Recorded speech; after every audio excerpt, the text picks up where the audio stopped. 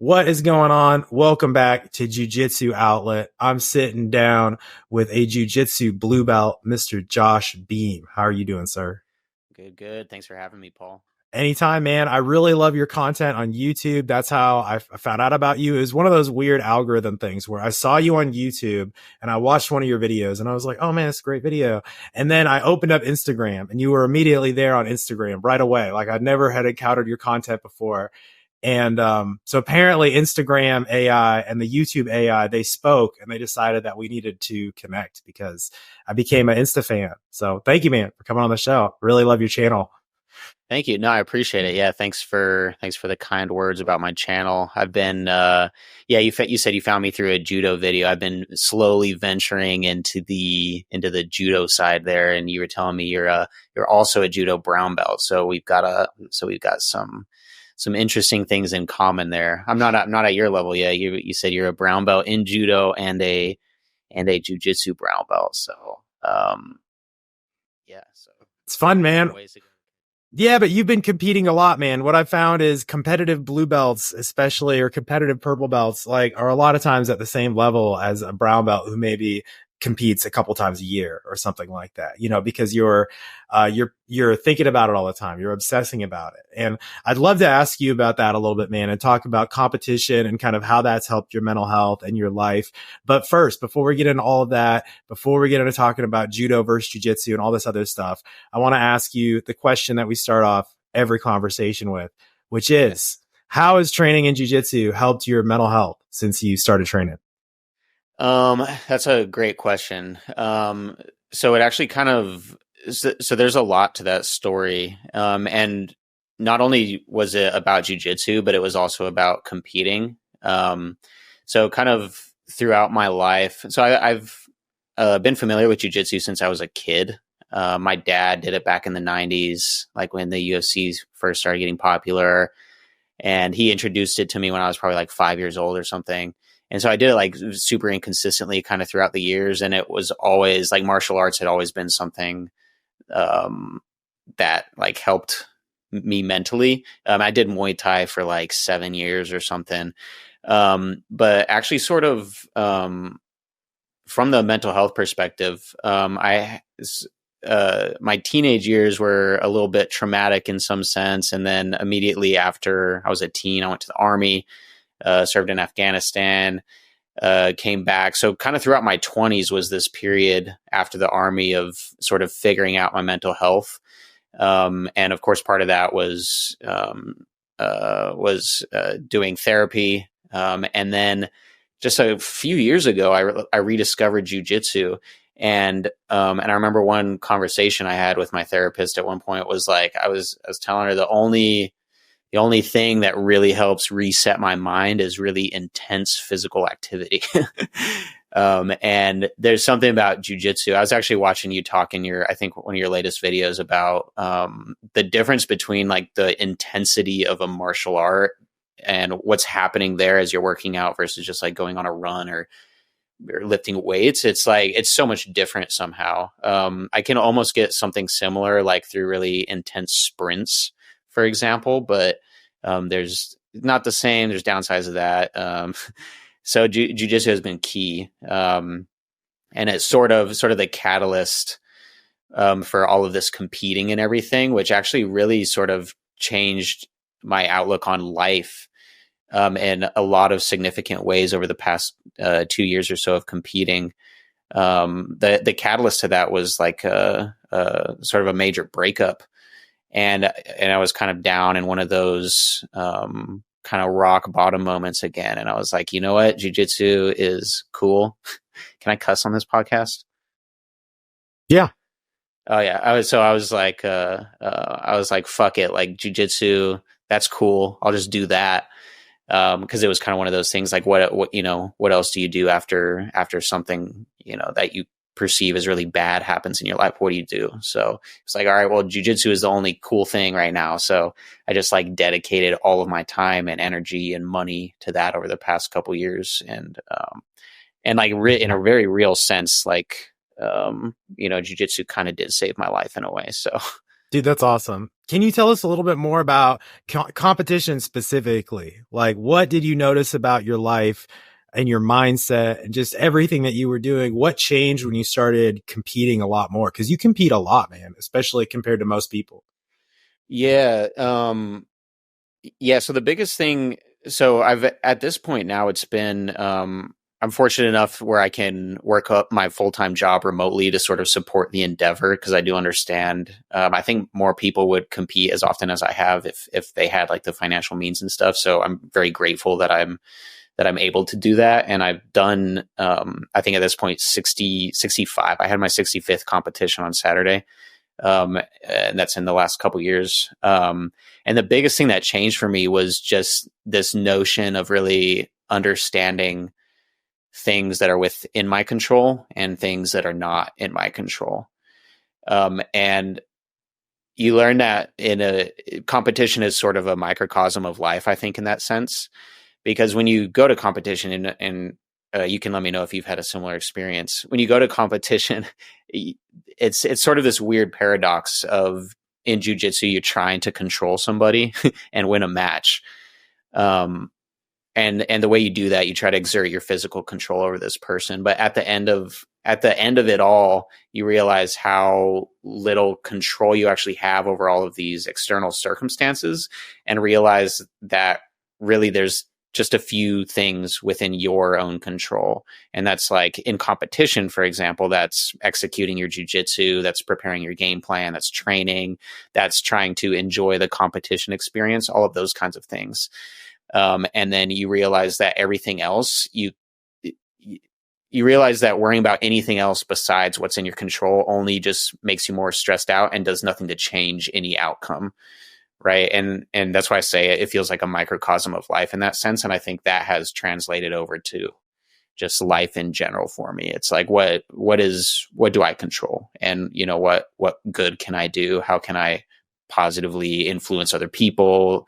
How can I stay happy and healthy? All of those kinds of things. Man, that's very well said. Like, there's so much about jiu-jitsu that fits into life. It's almost like an allegory of sorts. Exactly. Yeah. It's like this distillation of all of these crazy principles in life that I feel like I've only learned in jiu-jitsu and in competition. Can you tell us a little bit more about that? Like, what are those principles that you feel you learn from jiu-jitsu, especially competition, doing something like that? Yeah. So this actually goes back to, I think I have the book right here. Oh, here it is. Hold on, let me grab this real quick. So I don't know if you've read this book. This is Meditations by Marcus Aurelius. I've read part of it. I read the beginning part. I didn't finish it. Got it. Yeah. So it's just a book. It's like his journal, and I've read it about 5 times or something. I actually mark it down every time I finish it in the back of the book. And I carried that with me while almost, I think, to every single competition I did. And when I was a full-time nomad last year, just traveling, competing, living in a new city every week. So I had a lot of time on like planes and stuff to be reading this. So it's all of this stoicism philosophy.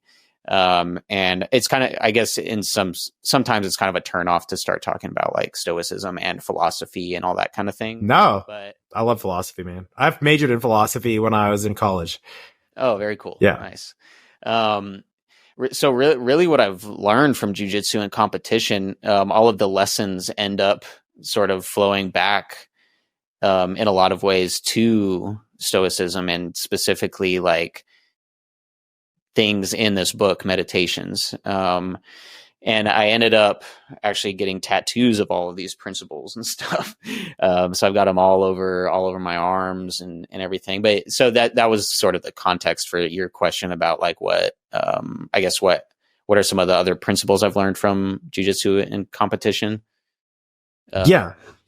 And I guess very concretely, yeah, like one, understanding what's not in your control. Second, it's like a lot of things are just kind of based on your perception of the circumstances. Like you realize in competition, a lot of things happen in competition. And and you kind of cast judgments on that, right? So the biggest thing that people kind of always talk about is like you either win or you learn, which is kind of that's kind of an oversimplification. But it's as simple as just like when people look at winning and losing, like not winning the match, right? That's the thing that has happened, and then now it's up to you how you judge that. Do you judge that as a good thing or a bad thing that you lost? Well, nobody wants to lose the match, but if you perceive it as this like dramatic thing that has happened, and now and you think now your jiu-jitsu sucks, you suck as a person, this is the worst thing that could possibly happen, then you've just lost any potential benefit that you could have got from that jiu-jitsu match. Instead, what you can do is look at it as an opportunity for having learned many different things, whether that's like learning character traits like perseverance, resilience in the face of, adversity, or learning courage, like still having got out there and fought this match against maybe an opponent you were scared of. That happens to me all the time. I'm like scared of a lot of people that I go have a match with, but I'm like, you do it scared is what I say. You got to do the thing. If you're scared, just do it scared. Right. Man, that's so well said. And thanks. And, yeah, just that notion of like losing, right? Not only do you look at the character traits, but look at the lessons you learned for your jiu-jitsu too, right? The event itself didn't change, just your perception of it. So what you said really reminded me of my experience last year at the ADCC East Coast Trials. I really trained my butt off for this thing, more so than any tournament I've ever done. I did like a 6-week camp. Well, it was more like an 8-week camp leading up to it. And it was the hardest I'd ever trained for something. And the weight cut was also like, it was the first time I'd ever cut that much weight. And it was only about 15 pounds that I had to lose, but it was still like the last 6 or 7 pounds was really hard for me mentally. And it was the first time I'd ever really done something like that, because I didn't grow up wrestling or anything like that. And man, it was really hard from my perspective. The 8 weeks leading up to it was like pushing me to the brink, because I was trying to train more, still had to make money, still got to work my, work stuff and make my life. You know what I mean? Still had to live life, I guess is what I'm trying to say. Cause I'm not a professional jiu-jitsu guy, right? So I had to find a way to train more and train harder, but still like do everything else in life too. So it was very challenging for me. And that's what I was doing it for. I was like, man, I want to do this. I know it's going to be really hard. I know it's one of the toughest tournaments, but I was like, I got to go. I've got to find out where I stack up in the world. And I went and I had a match with one of the best brown belts in the world. This guy took second at Worlds, it turns out. So it turns out he was really good. And he beat me in 1 minute and 45 seconds. And it sucked. I was pissed off. I hate losing. But the beauty was, as soon as I stepped off the mats, boom, they were on to the next one. Like I was out in the first round. There's 225 people in that division. And they didn't even have time. No one even had time to say good job or whatever. Like it was literally like, all right, you're done. Next, up next. And I realized in that moment, because I had kind of psyched myself up to believe that like, if I lost this, it was like I died, because that was kind of the mindset I had to get into. It was like this life or death mode. Like that's kind of where I wanted to get to. And it just occurred to me like, man, if this had been like an old school samurai tournament, I would have died here. And it would have been the same thing, like on to the next one. And it just kind of set in for me, like, that's all of life, right? Like we're going to have this life of where we assign all this meaning to it for however long you're here. And then one day we're going to die and on to the next one. Like someone else is going to be coming in. This house I'm living in, one day, some stranger will live here, 3 or 4 or 5 generations from now. There will be someone else living in this house. They won't even know me. You know what I mean? And there's a lot of peace in that. And I just wanted to share that because that was like one of the big lessons I got from specifically that tournament, but like competition in general. And I feel like that's kind of what you were getting at. It's like, we're only here for a moment. Exactly. I relate to everything you just said. There's all of that. And specifically that part about how you said you find peace in that, this understanding that this time span that we're here is so small that you know, everything's about like, you look at how long is something supposed to last, right? Like your match, for example, how they were just kind of on to the next one. That's a perfect way of also showing like the exact same thing happened, but just looking at it from different perspectives just goes to show that it's really up to your judgment of how you're perceiving these events that happen. Like you and the ADCC refs both saw the same or not the ADCC refs, but the match coordinators or whoever both saw the same exact event happening, you losing. And and in the moment of you losing, the perception of that event was completely different for both people. Of course, because it affects you differently, but you realize that we're the ones that are assigning our judgments to this and assigning meaning to it. And we're the ones who are like assigning any value at all to any of these competitions, like the world championship. It's like that because we've all just collectively decided that the world championship is the world championship and it means something, right? We've all just decided that that's the case. So we perceive it that way. Right. And it's just kind of up to us to understand how our own perceptions of these things happening are affecting us and thereby like affecting our mental health. I think that's the biggest thing, right? It's like your perceptions a lot of the time is the thing that leads to your own demise. Yeah, man. That's very well said. I was in therapy for a couple of years when I first figured out that I was on the autism spectrum, and that really helped me to flush out myself more and learn more about myself and all this other stuff. And one of the things that my therapist taught me about is this idea of trying to like step into the observer who's observing your thoughts rather than equating yourself with your thoughts and your feelings. Cause that's the inclination, is to think, I have this thought or I have this emotion, therefore that's me. That must be real. But actually you're the one who sits behind all of that and is observing it and assigning meaning to it. And there's a part of you that can sit back and say, oh, wow, look at me being angry, or look how anxious I am. Isn't that interesting? Like, why am I so anxious? And you can kind of start to ask questions of yourself.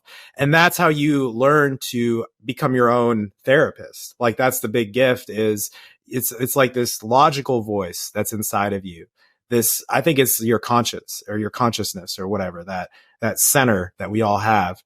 It observes this world around you, and you can live your life from that perspective, and gives you a lot of peace, because you kind of, if there is something that's worthy of being upset about, then you really can get to the bottom of that. But if it's not, then you learn to just kind of let it go.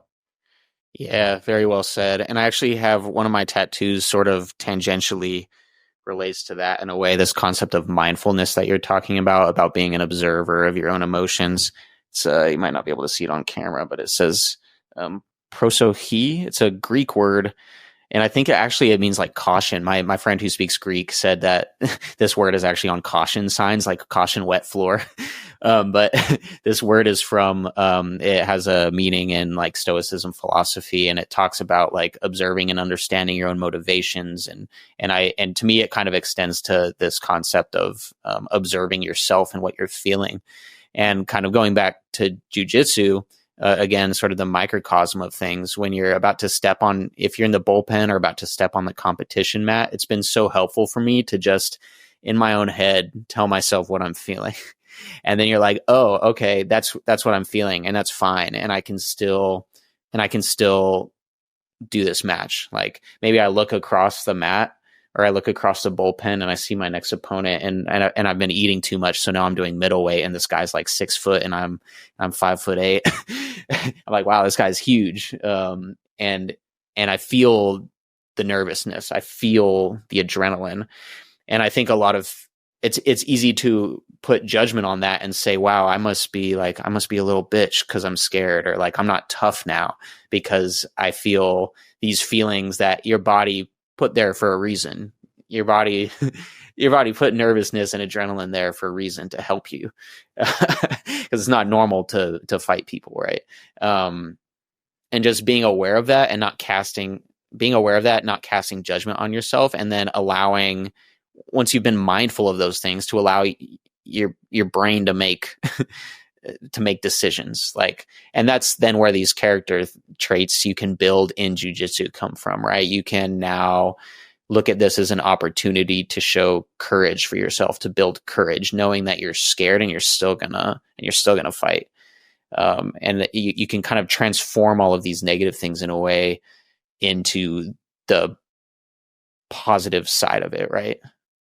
Like nothing has to be a negative thing. Almost, it's weird. Like almost every bad thing that happens, I've learned, can somehow benefit you.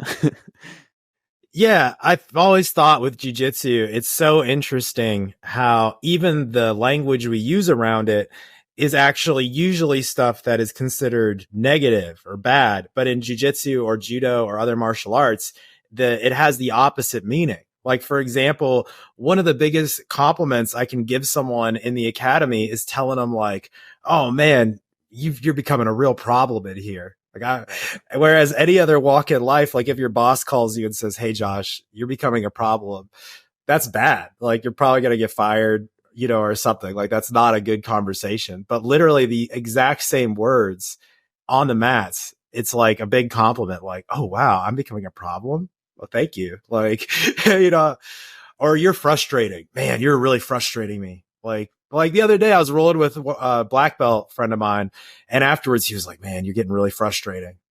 I was like, oh, me?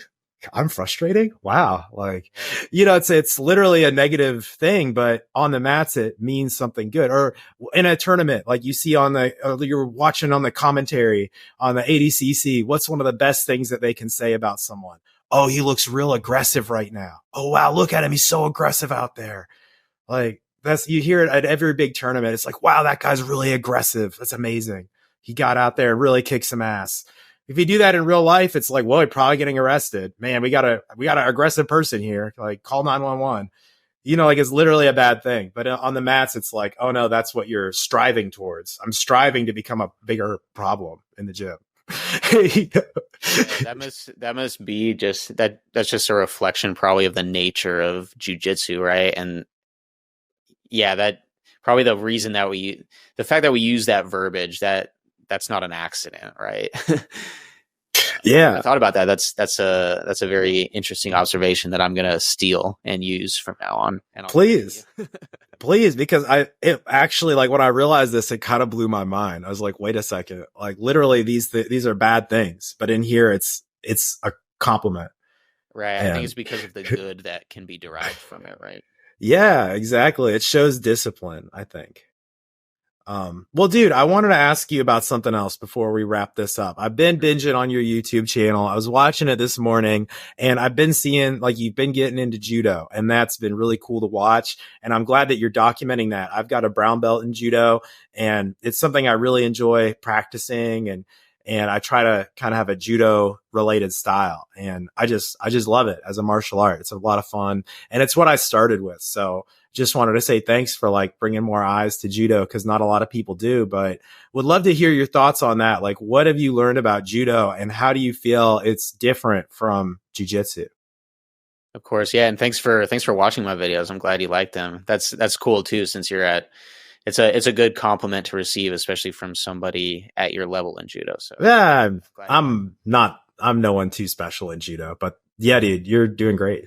Cool. Appreciate it. Well, so the question is just how has it been comparing judo to jiu-jitsu so far? Yeah. So it's a lot, and I haven't been to that many judo gyms. I've just been to CJ Judo, run by Chuck Jefferson. Amazing coach and really good gym. It's just awesome over there. And the culture is people.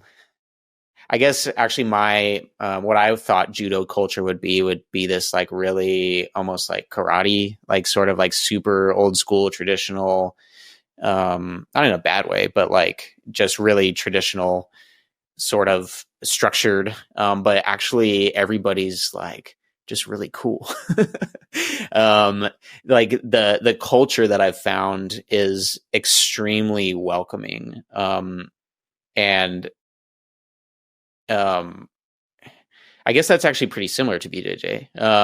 If you're at a good BJJ gym, right, everybody's going to be welcoming. If they're not, then like that part of the culture is going to bleed into other aspects of the training and the training partners and stuff, and it's just not going to be a good gym for you. But I have found that with judo as well, super welcoming. As far as like the I would say because I guess when thinking about sparring, like the biggest thing that I've learned from doing judo sparring is that I can't spaz. I can't go too hard. I have to just work with my partner and accept throws, take throws, try to find my openings. I have to stay loose. I can't engage in judo sparring anywhere close to like how I engaged in BJJ sparring when I was a white belt. And that is like trying to just kill somebody. Cause one, it's just not going to work. I've realized very quickly, that like literally just nothing is going to work in judo if I'm tense, nothing at all. And I'll just get thrown and hurt myself probably.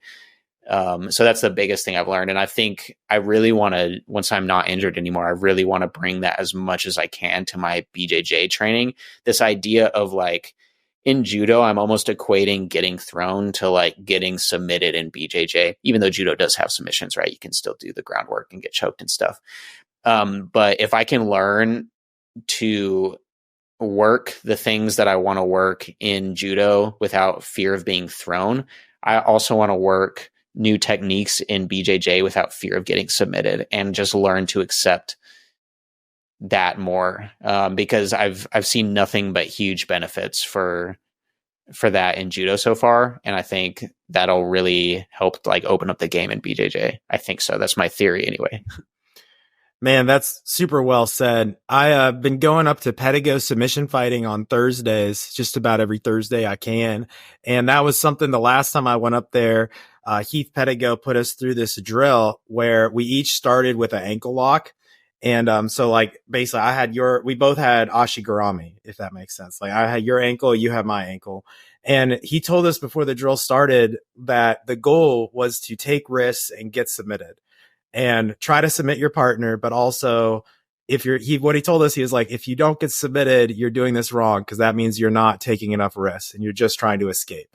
He's like, I want you guys to get submitted. So that means you're pushing yourself and you're trying to get the submission. You're not just trying to escape your partner's submission, if that makes sense. And I was like, man, yeah, I've been trying to think more like that. Like, man, in training, it's okay to get submitted, right? Like everything we learn is through mistakes and getting better and stuff like that. So yeah, the competitor in me doesn't like to get submitted in training. It's like, right, even more so, like if you're not a competitor and you're just doing jiu-jitsu, like all of us who like started out, we weren't competing all the time at first. Like there's always that instinct initially to not want to get submitted, and then it like that instinct compounds even more competing a lot, because you're like, man, if I'm getting submitted in a training room, am I going to be getting submitted in competition? But really, that's what you have to like. At me, I always have to force myself. That instinct doesn't go away. It doesn't go away at all. But I have to force myself to just be like, man, I need, like, training is the place to get submitted. And if I'm not, right, it's just like you said, if I'm not getting submitted, I'm not trying enough new things. I'm not taking risks. I'm not like working on my game. I'm, being too defensive. It's like, yeah, just this idea of really opening up. I think that translates to life too. Yeah, right. Yeah, if you're too afraid to fail, you'll never get anywhere. It's like the old saying of nothing ventured, nothing gained. Exactly. Yeah. That's the other big thing I've learned from competition. It's like there's so much risk involved. The risk of injury, the risk of losing your money on your competition fees after you lost in the first round after preparing for 8 weeks, right? There goes the money for the travel, and there's so many of these risks. But if you're only fixating on a possibility of failure, then you're never going to start, right? And I think that translates to exactly from like this ankle lock drill you're talking about. It's the same thing. Yeah, you got to fail forward, keep going, and ultimately you get better through failure, and you find your weaknesses, and yeah, you figure out what you need to do, and you meet the right people along the way. if you're doing the right stuff, if you're doing the right stuff. Yeah, building that community, huge mental health aspect there as well. That community you build through jiu-jitsu, through competition, it's unlike anything else. There's like that concept of like trauma bonds. That's probably what's happening. We're probably all trauma bonding at these competitions, but just that camaraderie that's built, I think, is like another huge component, not just of like the workout you're getting from jiu-jitsu and the way that you sort of transforms how you perceive life and everything, but also just that community and camaraderie. Yeah, it's huge. It's huge. And there's a lot of science behind it these days about the importance of community, the importance of other people. And something that doesn't get talked about enough is the oxytocin that gets generated from physical touch. And that's huge. Yeah, it's huge. Pretty much. But it's true. And there's not a lot of that, especially in our society these days.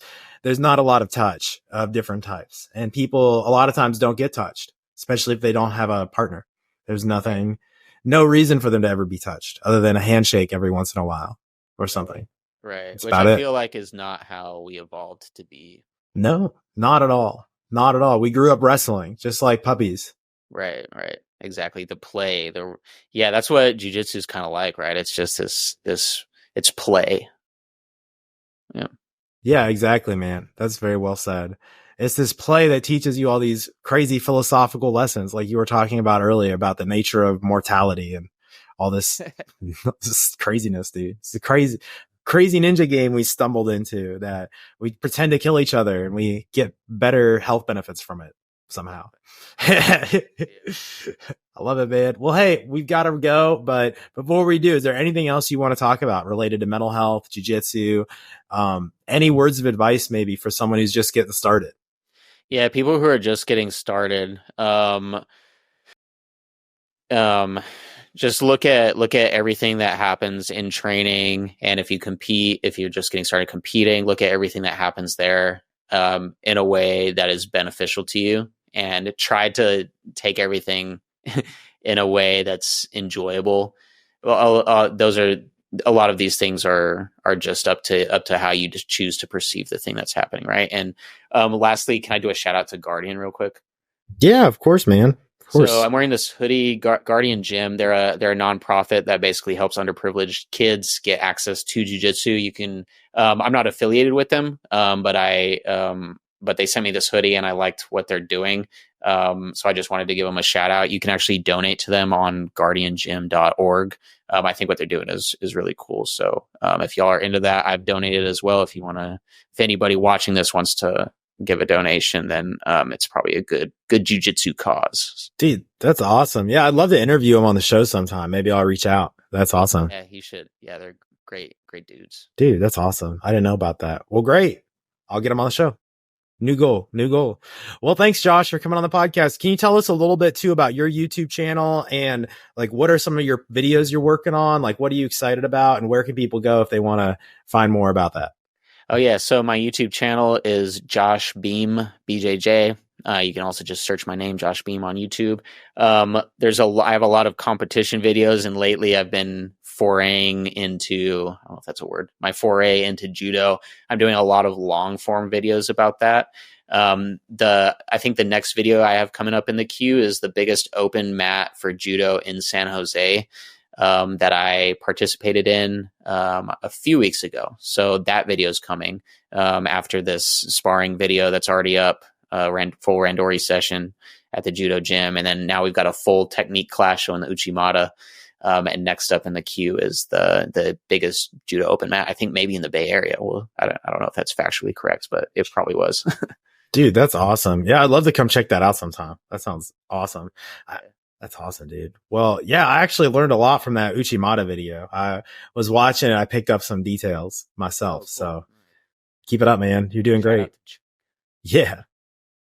Dude, he looked like he really knew his stuff from a technical perspective. So that's a great place to train, man. I wish that I had someone like that near me who I could go and like learn some of the intricate details from, because it's super helpful to have a high level black belt like that. Yeah, he's the real deal. Yeah, solid guy. Awesome, dude. Well, hey, thanks for coming on the show. I'll put links to everything you're doing down below. So if you're watching this, go check it out.